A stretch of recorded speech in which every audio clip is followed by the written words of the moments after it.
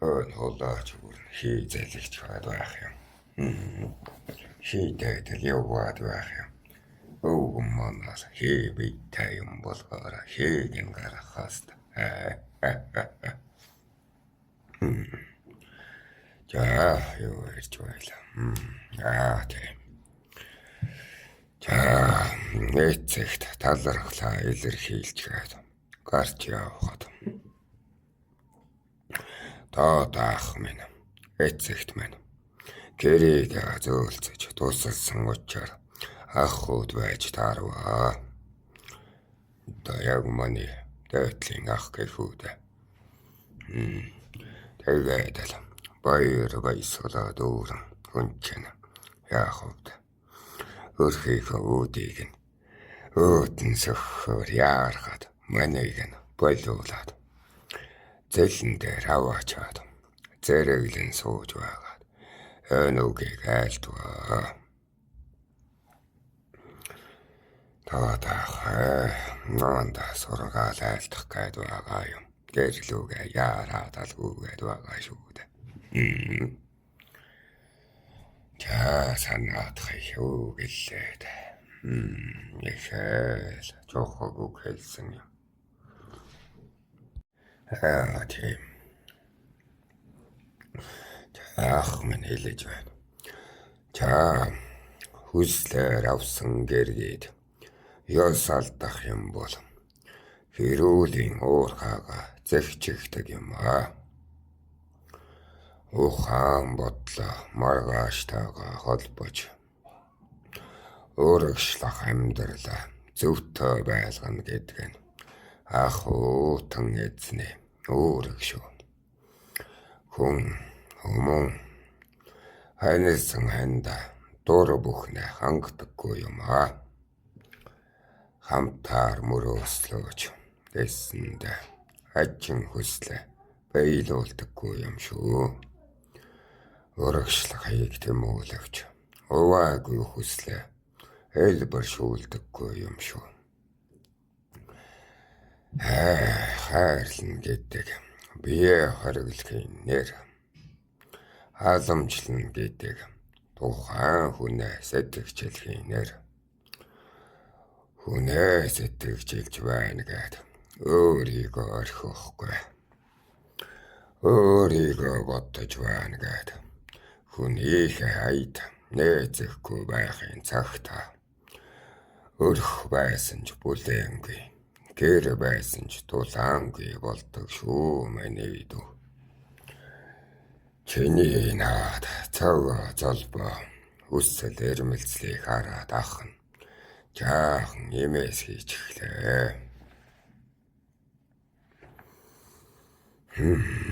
Нэг өрхийн маргаан ийгч өчүүхэн жаргалыгч тогтхын явдлыг эрэлхийлэх залуу хүний хувьд маргаана гарахгүй гэл мэндлэх мөчөөсөө л гэргээд боддог юм шүү.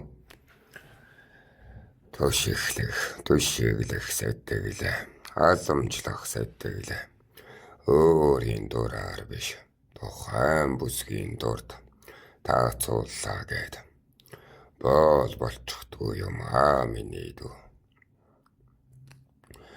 Бол мэд зүтгэх ёстой гэж сэтгэгчлээд хэрэггүйч гэлээд болгоомж сэтгэлээ сайтар сэрээрээ гэж хэлсэн санагдана.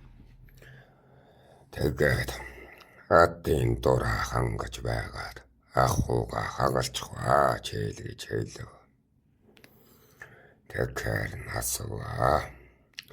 Ах минь адын дур гэж юу вэ? Гэвэ. Тэгэхээр таах. Ганцын хүсэлчин ханаад бүлийн хүсэлчин уруутхыг адын дур гэж хэлнэ. Эр бэйтэн боожоод эгэн бэйтэн хүрээд удаагүй чи. Өөрийн хүсэл бусдын хүслийг ялгахгүй бизээ. Эцгийг баясганаа. эхийг жаргаана. Гэргийг тухлуулна. Үрээг нь өсгөнө. Өнгөтэйг нь үзнэ. Катага мөрөөсөл хүслээ. Ёс зүйтэйгээ холб мөнийдо. Дордо долон хүслээ. Зүүдэндээ хүртэл битгий сан.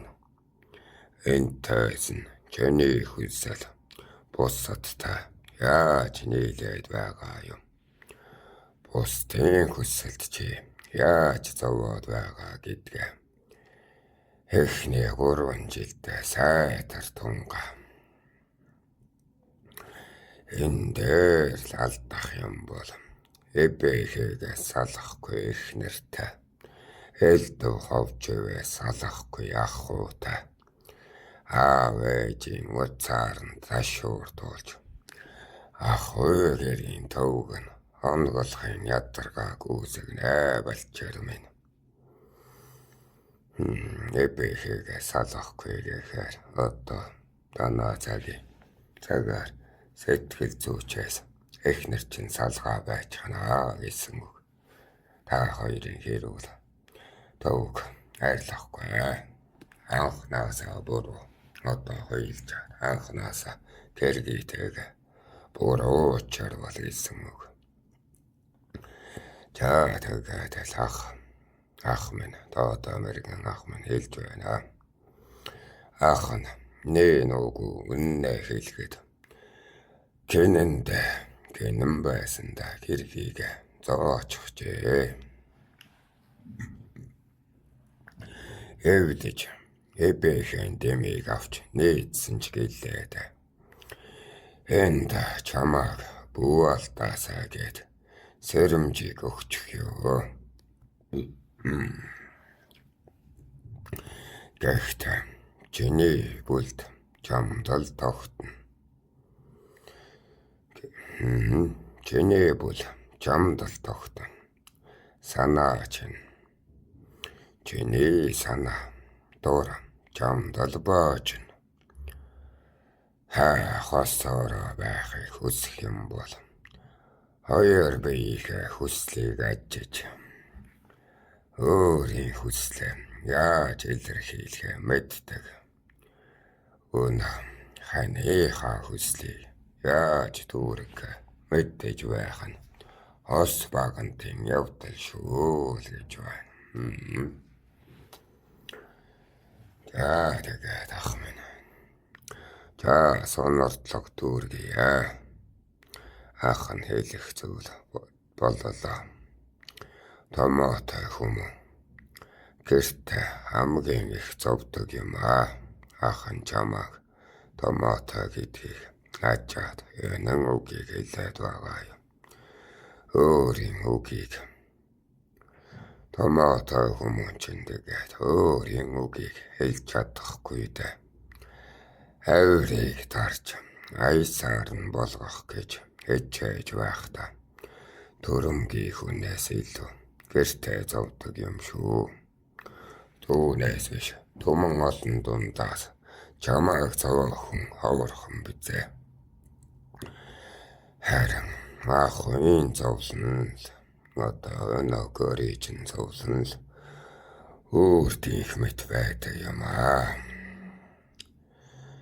Бас эбэхэд нүрэлтэн гэхээр бит хийчээрээ. Зовлон байвал эбэхээс асууж бай. Зоргоор хүн бүхэнд хэлээд байх нь итгэлт босаа. Жаргал байвал бас эбэхээс дэм аваа. Хүн хүнээр толдуулж байхдаа сэвэ харддаг юм. Өөрийнхөө дүрийг гол усанд харж мөнгөн царанд нь толдлоо гэд өмөөрөх сэтгэлтэй байх тул заслаа олж чадахгүй. Харин амьдралыг ухагчлан сэтгэгчилж байвал ахуу тогтноо миний дүүл гэв. Эдийтэй нарийн тайлбарлуулж байгаад өнөө бүсгүүрүүгээ явлаа да. За турамсгий.